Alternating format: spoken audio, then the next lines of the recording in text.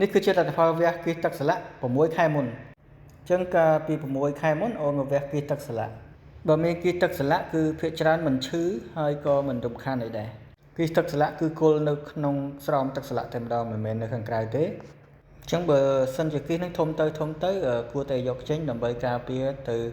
ថ្ងៃក្រោយបើសិនជាមានខ្ទុះអីកើតឡើងនៅក្នុងទឹកស្លាក់ចឹងក្រោយមកក៏បានមើលអេកូដើម្បីបញ្ជាក់ថាជាគិះទឹកក្នុងស្លាក់ពិតមែនបន្ទាប់មកក៏ធ្វើលទ្ធផលតេស្តឈាមទៅធម្មតាក៏ធ្វើការវះកាត់ដោយថ្នាំសណ្ដំហើយក្រោយពីនឹងខ្លួន2ទៅ3ម៉ោងក្រោយអូនត្រឡប់ទៅផ្ទះវិញធម្មតាអត្រានៃការកើតឡើងវិញនៃជំងឺនេះខ្ពស់ប្រសិនបើយើងធ្វើការវះកាត់ដោយមិនយកឲ្យអស់ចេញពីក្នុងឫសគល់ទេព្រោះមានអ្នកជំងឺខ្លះក៏គាត់កើតឡើងវិញ2ដងរួចទៅហើយមកវះមកខ្ញុំលើកទី3ចឹងលើកទី3លទ្ធផលមិនខកបំណងទេបាទចឹងដើម្បីជៀសវាងការវះកាត់ច្រើនដងឡើងវិញពិតណាស់លោកអ្នកត្រូវធ្វើការជ្រើសរើសយកវិជ្ជាបណ្ឌិតដែលមានឯកទេសច្បាស់លាស់ជំនាញច្រើនឆ្នាំ